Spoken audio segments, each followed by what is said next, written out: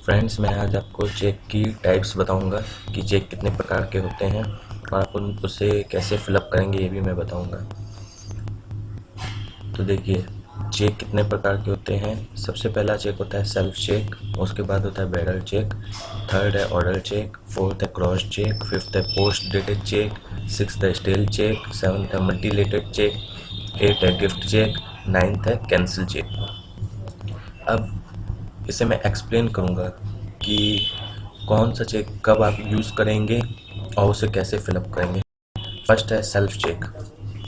Check जैसे रहता है नॉर्मली वैसे ही रहेगा, बस इसे भरने का तरीका है, इसलिए उसे सेल्फ चेक किया कहा जाता है। खाली उसमें फिलअप करने का तरीका अलग अलग है।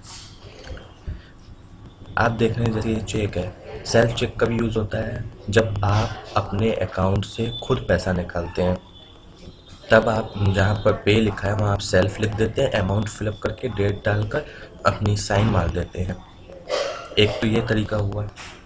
सेकेंड क्या हुआ कि आप खुद पैसे निकाल रहे हैं, लेकिन आप बैंक खुद नहीं जाकर अपने किसी रिलेटिव्स को या अपने किसी स्टाफ वगैरह को भेजते हैं। उस समय भी आप यही सेम प्रोसेस भी अपना सकते हैं, लेकिन अगर आप सेफ्टी रखना चाहते हैं कि आपके स्टाफ से, आपके रिलेटिव से अगर चेक कहीं गिर जाती है रास्ते में तो उसका कोई मिस यूज़ ना हो, तो उसके लिए आपको क्या करना होगा कि चेक के बैक साइड में आपको गोल घेरना होगा। उसमें उस बंदे की साइन करवानी होगी, उसके नीचे अपनी साइन करनी होगी, यानी आपने चेक को अटेस्टेड कर दिया कि जब वो बैंक में जाएगा तो बैंक वाले जो उसे साइन कराएंगे वो टैली करेंगे कि जो उस घेरे के अंदर साइन है वो और नीचे जो साइन वो करेगा उनके सामने टैली करनी चाहिए, तभी वे उसे पैसे देंगे। अगर वो किसी गलत आदमी को पैसे दे देते हैं विदाउट साइन चेक किए तो आप क्लेम कर सकते हो। लेकिन अगर आप पीछे इस तरह की कोई अटेस्टेड नहीं करके देते हो चेक, तो आप किसी तरह का कोई क्लेम नहीं कर सकते हो। तो ज़्यादा बेहतर ये होगा कि अगर आप किसी बंदे को भेज रहे हैं सेल्फ चेक बनाने के लिए, तो पीछे में गोल घेरे में उसकी साइन कराएं, उसके नीचे अपनी साइन करें, ताकि बैंक वाले पहचान सके कि जो बंदा सामने आ रहा है वो वही है जिसकी साइन आपने करवा कर भेजी है। अब बात करते हैं दूसरी चेक के बारे में, जो कि बैरल चेक होती है। जैसे कि आप देख सकते हैं कि इस चेक में लिखा है बैरल। चेक जनरली दो प्रकार की आती हैं, एक बैरल, एक ऑर्डर चेक। आपको चेक में लिखा रहेगा और बैरल और ऑर्डर। ये बैंक आप अगर आप बैंक से स्पेशली मांगते हैं तो भी देते हैं, अदरवाइज बैंक अपने इच्छा से आपको बैरल भी दे सकती हैं और ऑर्डर चेक भी दे सकती हैं। अब इन्हें फिलअप करने का तरीका होता है। जैसे ये बैरल चेक है, इस पर मैंने यहाँ लिख दिया है अमित कुमार और मैं नीचे साइन कर दूंगा, अमाउंट फिलअप कर दूंगा। अब होगा क्या कि ये बंदा बैंक जाएगा, कैश में ट्रांजैक्शन करेगा, क्योंकि बैरल चेक कैश में ट्रांजैक्शन होती है।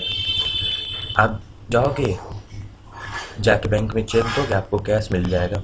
बैंक वाले अगर पूछते हैं आपके आईडी वगैरह के बारे में कि आप अपनी आईडी दिखाओ, तो ये उनके ऊपर निर्भर करता है, लेकिन इस चेक में ऐसा कोई कानून नहीं है कि उन्हें पूछना ही पड़ेगा। अगर ये अमित कुमार की जगह कोई और बंदा जाता है और अगर बैंक वाले नहीं पूछते हैं उससे कोई भी क्वेश्चन, और वो वहाँ पर चेक दे के पैसे ले सकता है। ये चेक ऐसे बहुत ही देखा जाए तो रिस्की चेक होती है। जैसे मैंने सेल्फ चेक के लिए बताया, उसमें तो आप खुद जाते हैं, लेकिन ये चेक बहुत रिस्की होती है। इसमें क्या होता है कि इस बंदे की जगह कोई और बंदा गया, बैंक वाले ने उससे कोई आइडेंटिटी नहीं मांगी, उसने पैसे निकाले चला गया। जैसे कि आपने अमित कुमार को दी, उसके हाथ से बैंक चेक कहीं गिर गई और किसी और बंदे को मिली, उसने बैंक से पैसे बना लिए। अगर आप सोच रहे होंगे कि अगर बैंक वाले उससे आईडी मांगेगा तो उस सिचुएशन में तो फंस जाएगा। उस सिचुएशन में वो सिर्फ एक बहाना करके निकल सकता है कि सर मेरे पास अभी आईडी नहीं है, मैं लेके आता हूँ। लेकिन अगर बैंक वाले नहीं मांगे तो आपके पैसे निकल जाएंगे। अब इससे बचा कैसे जाए इसके बारे में मैं बताता हूँ।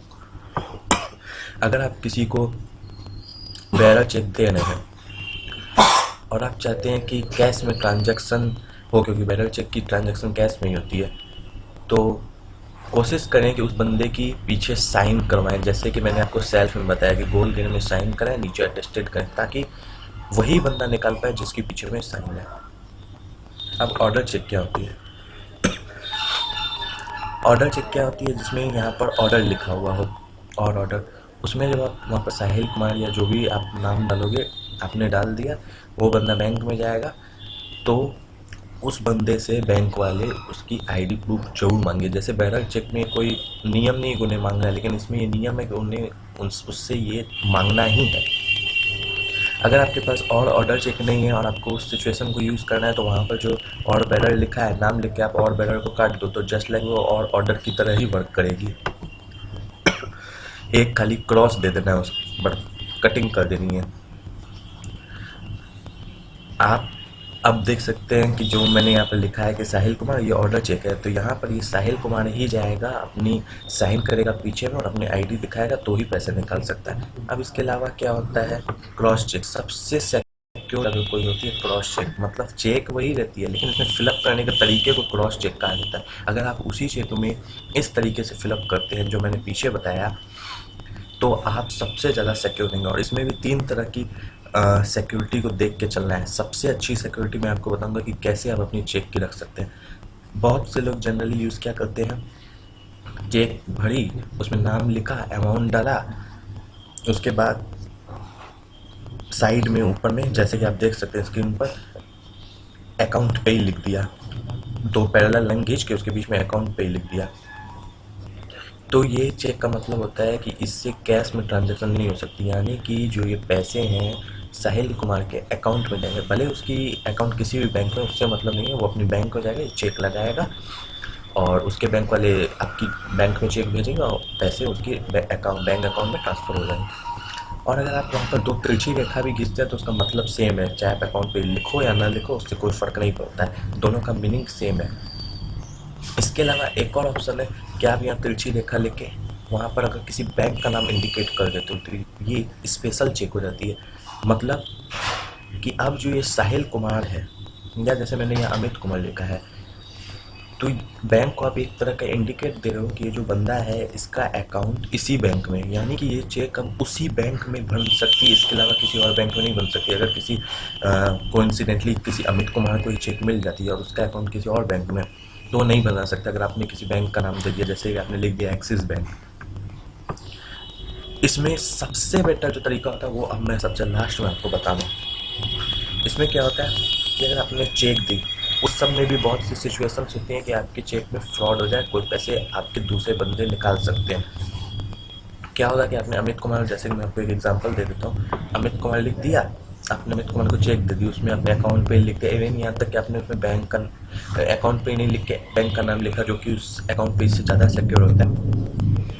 अब क्या होगा, अमित कुमार नाम का अगर एक्सिस बैंक में कई व्यक्ति हों और कोइंसिडेंटली दूसरे अमित कुमार को चेक मिल जाए, तो वो आराम से बना सकता है अपने अकाउंट में। बहुत करोगे आप, बाद में ट्रेस करके उस पर क्लेम करोगे, उससे कुछ नहीं होता है। आप केस कर सकते हो, आप उससे पैसे मांगने के लिए डिमांड कर सकते हो, लेकिन आपके पैसे तो निकल गए। इसलिए सबसे सिक्योर तरीका मैं आपको बता रहा हूँ। उसके लिए आपको क्या करना है, आप जब चेक फिलअप करो तो उसमें उस बंदे का नाम या फार्म का नाम, दोनों में से जो भी आप लिख रहे हो, जिसको आप मतलब पैसे दे रहे हो, पे में वो लिखो। उसके बाद जिस बैंक में उसका खाता है उस बैंक का नाम लिख दो आप वहाँ पर, जैसे कि मैंने लिख के रखा है। उसके बगल में आप उसका जो खाता नंबर है वो भी लिख दो, ताकि आप बैंक को पूरा निर्देश दे रहे हो कि जो सामने वाला बंदा है उसका नाम ये है, उसका बैंक ये है, उसका अकाउंट नंबर ये है। अब इसमें किसी तरह का कोई फ्रॉड होने की चांसेस नहीं। इस तरह की चेक्स को क्रॉस चेक कहा जाता है, जो मैंने अभी बताई है, 2-3 जो एग्जांपल्स बताए। अब इसके बाद मैंने और बाकी चेक्स नहीं दिखाई है, अब मैं आपको बताते जाता हूँ पोस्ट डेटेड चेक क्या होती है। पोस्ट डेटेड चेक कुछ नहीं होती है, सिर्फ अगर आप फ्यूचर में किसी को पेमेंट करना चाहते हो तो उसे पोस्ट डेटेड चेक कहते हैं। जैसे कि आज मान लीजिए आप 12/5/17 है, आप 6 महीने बाद किसी को पेमेंट देना चाहते हो, यानी कि आप चेक उसे अभी दे रहे हो, लेकिन आप चाहते हो कि पेमेंट 6 महीने बाद ही निकले, उससे पहले वो चेक से पेमेंट ना निकाल सके। तो आप उसमें चेक में जहाँ डेट है वहाँ पर फिलअप कर दोगे 12/12/2017, यानी कि वो 12 तारीख से पहले चेक नहीं बन सकती, 12 तारीख के बाद बनेगी। और चेक, कोई भी चेक वैलिड होती है 3 महीने आज के समय में, पहले ये 6 महीने के पीरियड तक वैलिड थी। अब स्टील चेक क्या होती है, स्टील चेक वो होती है जैसे कि आपने पोस्ट डेटेड चेक में आपने 12/12/2017 लिखा,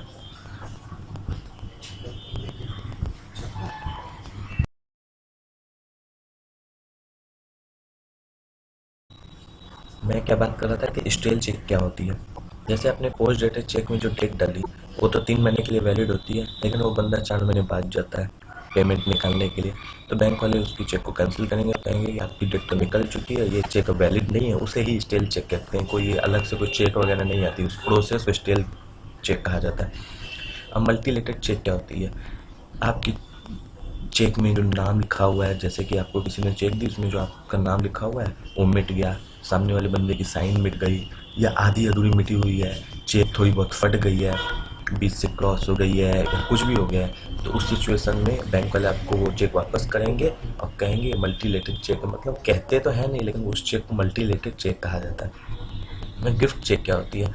आप जब किसी की सेरेमनी में जाते हैं, गिफ्ट बर्थडे, या आप किसी को रिवार्ड्स वगैरह देना चाहते हैं, तो आप जनरली अपनी चेक दे सकते हैं, लेकिन बहुत से लोग होते हैं कि चाहते हैं कि कुछ स्पेशल लगे, तो इसलिए वो बैंक से गिफ्ट चेक्स लेते हैं। ऐसे ही कॉमन लोग जल्दी यूज़ नहीं करते, बड़े बड़े लोग यूज़ करते हैं, जो लोग बहुत सारी पार्टीज़ अटेंड करते रहते हैं, तो वो क्या करते हैं, बैंक को कहते हैं हमें गिफ्ट चेक चाहिए, तो बैंक उनसे कुछ चार्जेस लेते रहता है, और उस चेक चेक जनरली चेक की तरह होती है, खाली वो थोड़ी डेकोरेटेड चेक होती है ताकि देखने में अच्छी लगे, वो गिफ्ट के लिए ही यूज़ की जाती है बस, और बाकी तो उसमें कोई स्पेशल रहता नहीं है।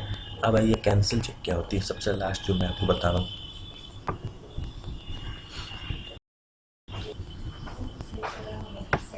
कैंसिल चेक कई बार होता क्या है कि कंपनी वाले आपको कहते हैं कि हमें कैंसिल चेक दो, जैसे आपको किसी भी कंपनी से डीलरशिप लेनी है, या और भी बहुत सारी सिचुएशंस हो सकते हैं इसमें, तो कहते हैं हमें कैंसिल चेक दो। तो कैंसिल चेक क्या होती है? चेक आपकी होती है, चेक में क्या होता है कि आपको जहाँ पे है अमाउंट है वहाँ पर कट कर देना है, उसके बाद चेक को तिरछी 2 रेखा देकर कट करके वहाँ, मैंने तो यहाँ सीधे में लिखा है, आपको तिरछे में है वहाँ पर कैंसिल लिख देना है, यही होगी कैंसिल चेक।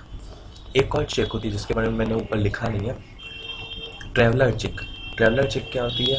आप कहीं घूमने जा रहे हो और आप पैसे कैरी करना नहीं चाहते हो, तो आप जाओगे बैंक में, जैसे जस्ट लाइक आप ड्राफ्ट समझ लो, आप जाओगे बैंक में, कहोगे मुझे ट्रैवलर चेक चाहिए, तो अब आप सोचोगे तो मेरे पास अगर जनरली चेक है तो भी तो मैं कहीं पर भी जाकर अपने पैसे भरना सकता हूँ, नहीं, लेकिन ट्रैवलर चेक का एक बेनिफिट है, वो इंटरनेशनल तक लेवल तक वर्क करती है, और दूसरा उसमें सबसे बड़ा बेनिफिट क्या है, उससे आप किसी भी बैंक से भरा सकते हो।